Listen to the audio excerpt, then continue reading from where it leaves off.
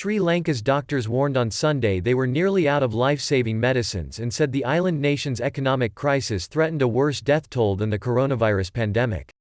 Weeks of power blackouts and severe shortages of food, fuel and pharmaceuticals have brought widespread misery to Sri Lanka, which is suffering its worst downturn since independence in 1948. The Sri Lanka Medical Association, SLMA, said that all hospitals in the country no longer had access to imported medical tools and vital drugs. Several facilities have already suspended routine surgeries since last month because they were dangerously low on anaesthetics, but the SLMA said that even emergency procedures may not be possible very soon. We are made to make very difficult choices.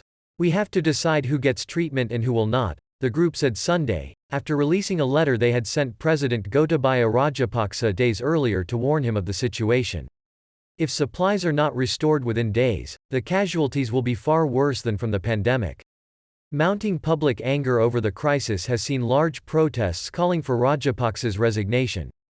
Thousands of people braved heavy rains to keep up a demonstration outside the leader's seafront office in the capital Colombo for a second day.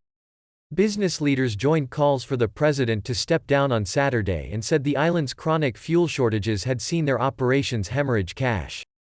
Rajapaksa's government is seeking an IMF bailout to help extricate Sri Lanka from the crisis, which has seen skyrocketing food prices and the local currency collapse in value by a third in the past month. Finance ministry officials have said sovereign bondholders and other creditors may have to take a haircut as Colombo seeks to restructure its debt. New Finance Minister Ali Sabri told Parliament on Friday that he expects $3 billion from the IMF to support the island's balance of payments in the next 3 years.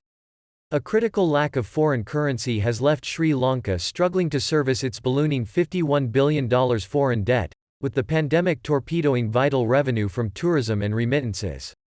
Economists say Sri Lanka's crisis has been exacerbated by government mismanagement, years of accumulated borrowing and ill-advised tax cuts.